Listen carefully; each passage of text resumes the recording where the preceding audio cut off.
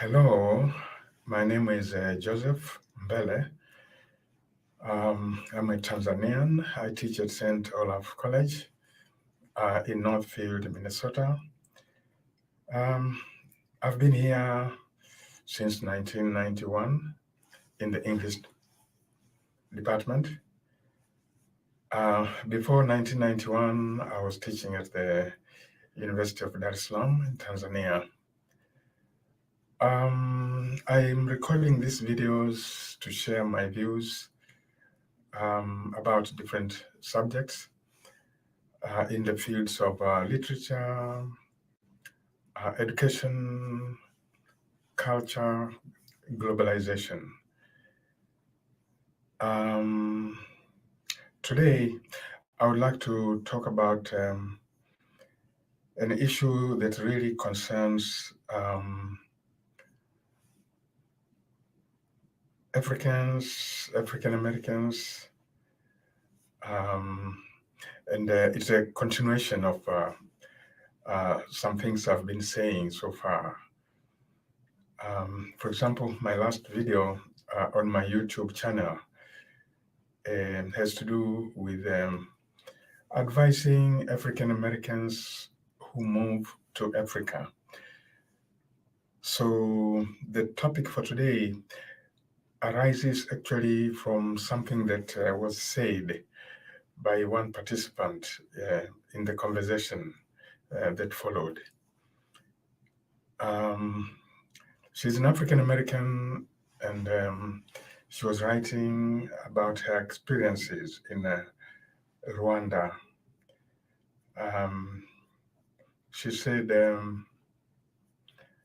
some Africans call her Mzungu, and she commented and said, it is so sad. That's what inspired me to create this video. The fact that Africans call an African American Mzungu, and the fact that the African American is not happy, is saddened by that. That made me sad, and I thought I should really talk about it a little bit to get us thinking about such things. In one of the videos, maybe two videos on my channel, I have emphasized that when people of different cultures meet, for any reason, when they want to engage in any kind of interaction, they need to keep in mind that there are cultural differences that they have to think about, be aware of, and study. It should be part of their interactions, whether they are doing business, whether they are in another kind of relationship. They just need to put this on the agenda. I've said this and I will repeat it.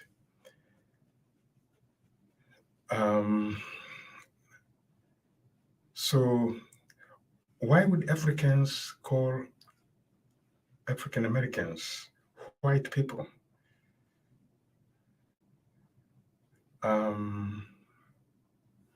I want to talk about that. The word Mzungu is the word that a lot of Africans use to describe white people. Africans who speak Swahili and related languages in what's called the Bantu system of languages.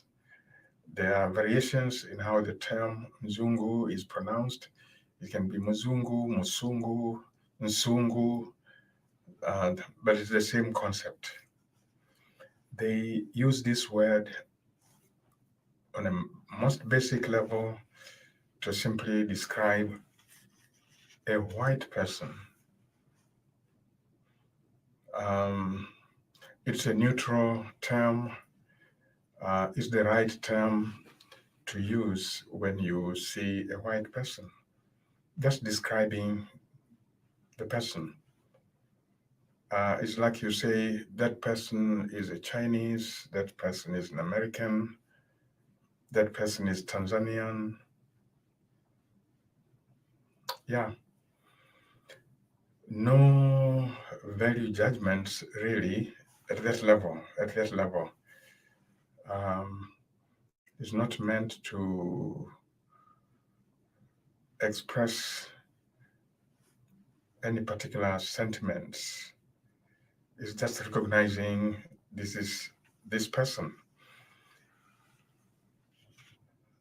Um,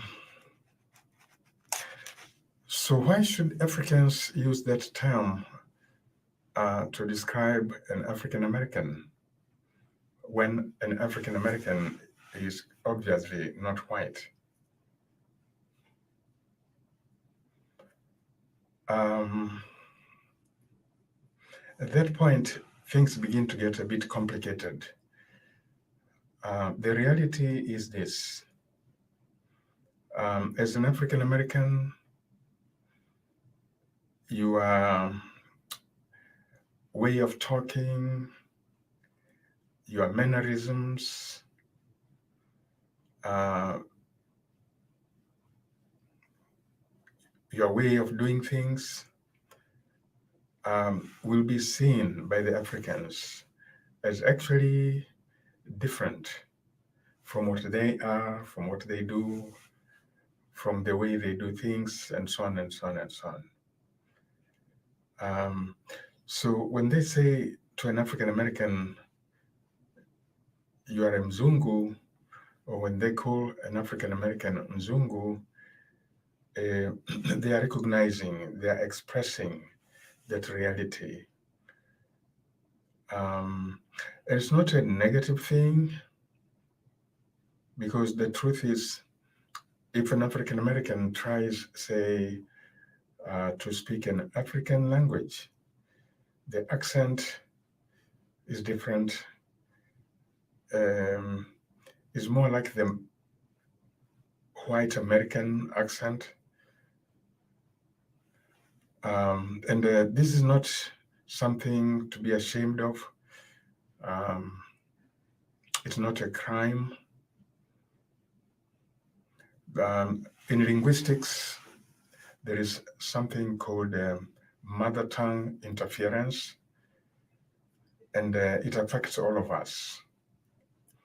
Our mother tongue, the language that we first speak when we grow up, when we are born, when we grow up, um, that shapes the way we produce sounds. And it is that way that determines how we speak any other language that we learn afterwards. That's why if I were to learn Chinese, um, I don't think I would speak like a Chinese person. Um, the Chinese would hear me speaking Chinese, but they would notice it's a different accent. It's very much a Matengo accent. My mother tongue is Matengo, just like the way I speak English. I definitely don't sound like an American. Again, this is mother tongue interference. So when an African American speaks, say, an African language, the Africans can see they speak with a foreign accent, a Mzungu accent. Again, this is just a description, and it's not ill-intentioned. And really, there's no need for the African American to be upset. But African Americans are upset, and they have a reason to be upset. Most of them, all their lives, um, they've grown, with certain attitudes towards white people and towards what's called whiteness.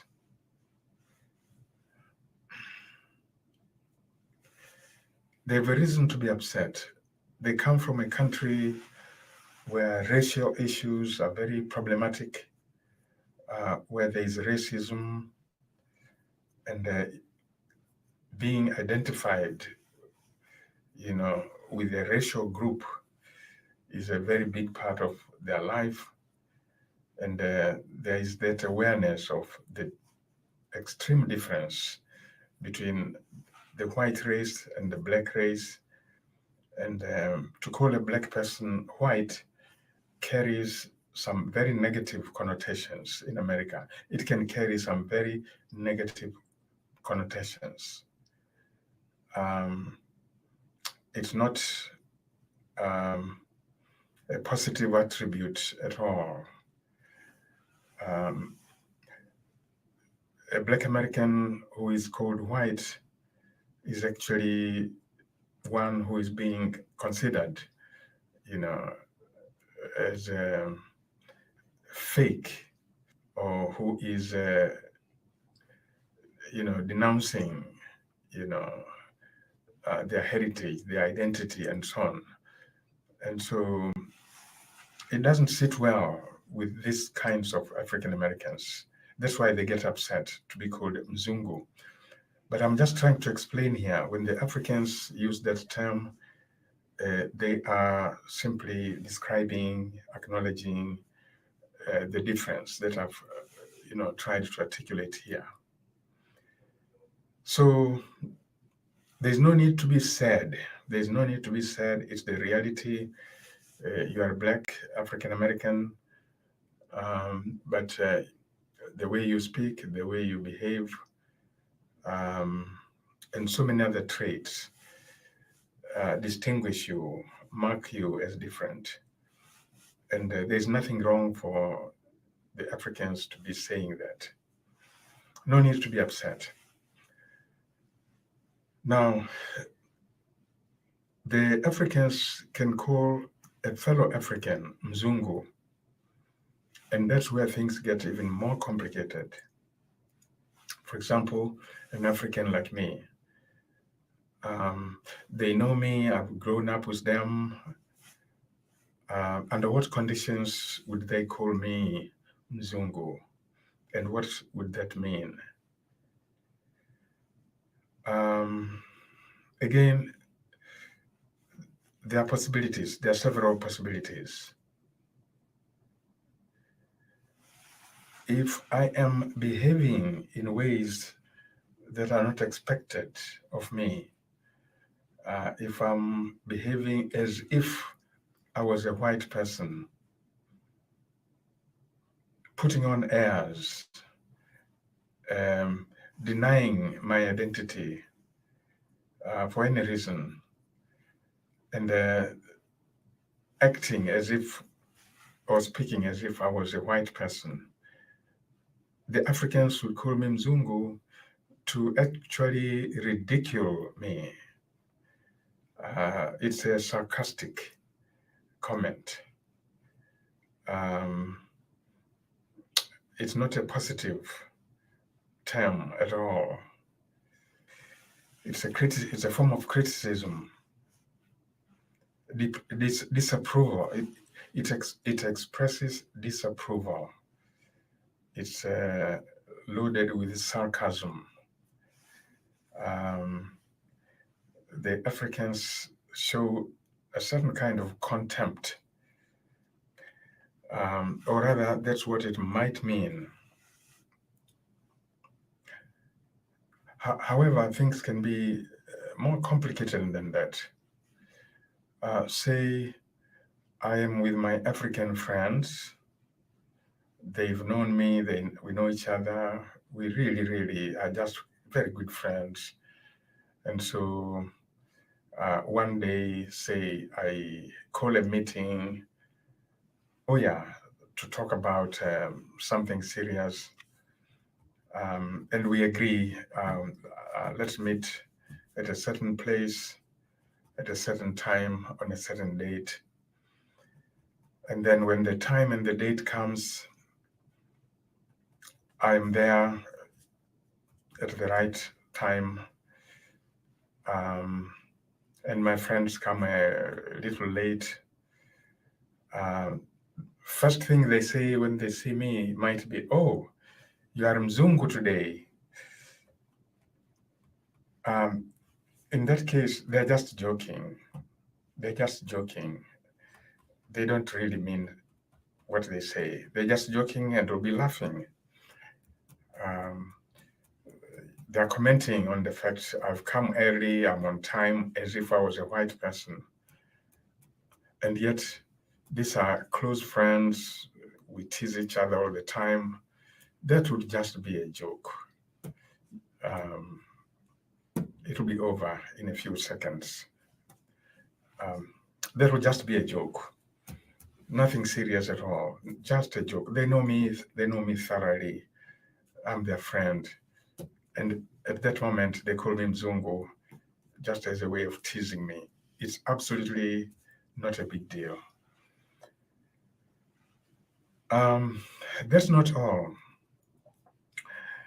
It all depends on who is using the term Mzungu to refer to whom, under which circumstances, those kinds of things. So, for example, if you're talking about a place in Africa where people have been so thoroughly indoctrinated that they really, really look at the white person as a model of proper behavior and all the positive things. And that's what happened in colonial times. The colonizer set about um, proclaiming themselves as models of behavior, civilization, and all kinds of things. And they talked about the Africans as backward and all kinds of things. So if you're talking about Africans who have actually internalized those ideas, those beliefs, and then they see an African who behaves, uh, you know, just like the white people.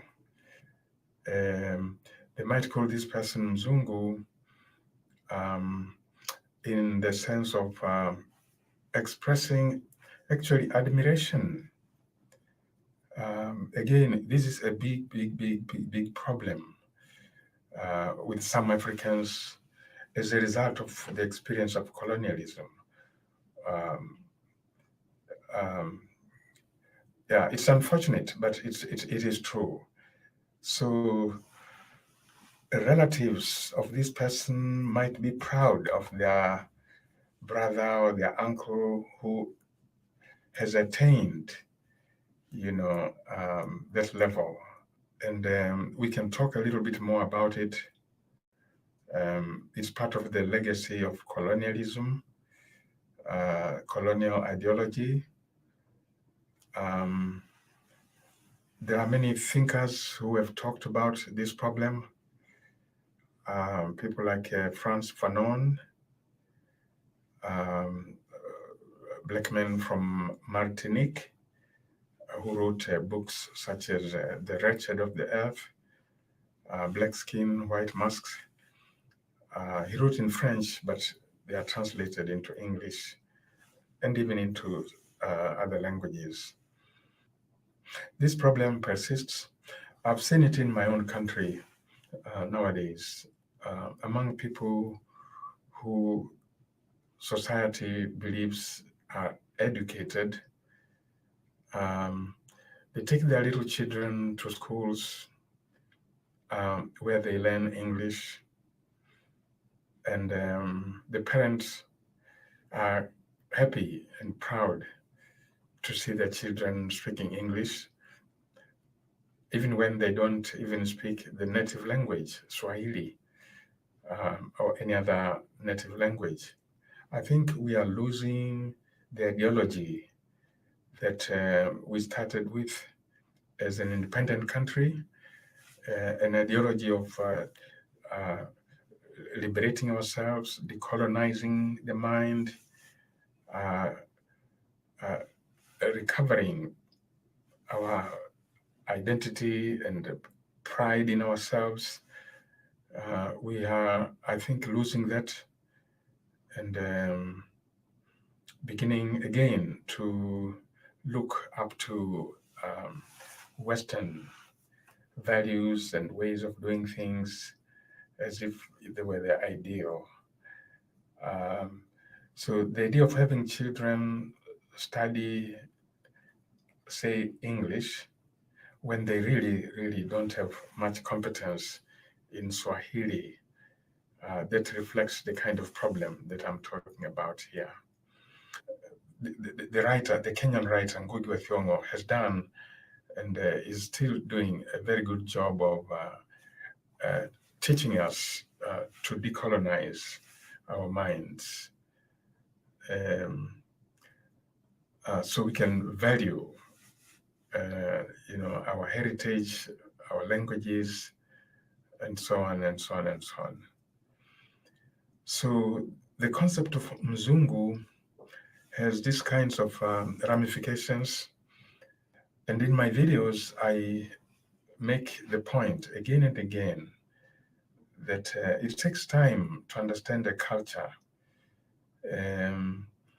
It takes a long time, and one has to be patient and keep studying and refrain from being upset or shocked or angered or irritated simply because somebody of another culture said something or did something.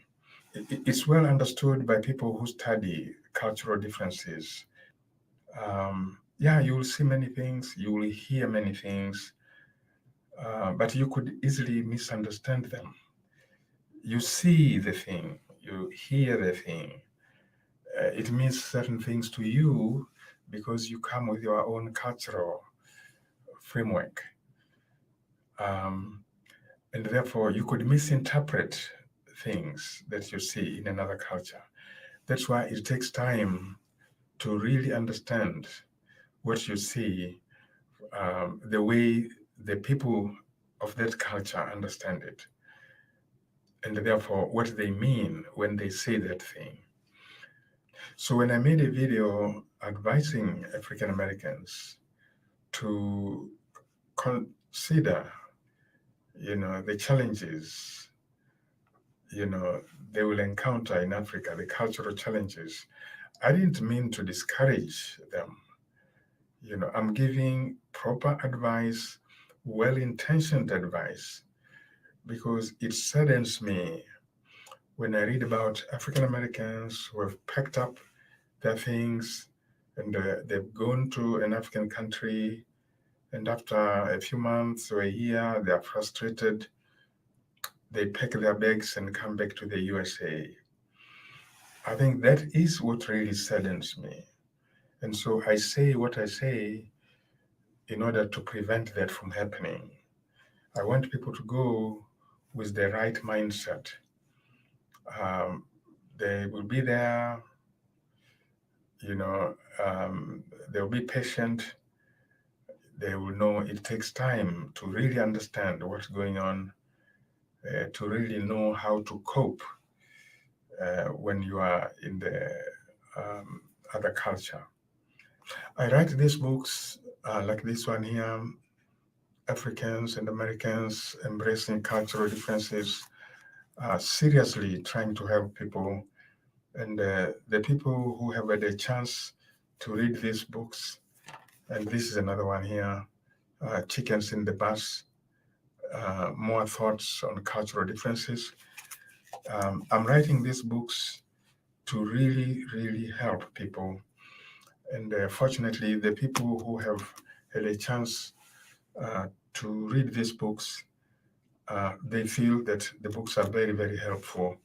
And I'm grateful. I'm grateful that I'm doing what I set out to do. But I do want to help people, and I'll continue making these videos. I'll continue writing. So that's it for today. I wish you all the best.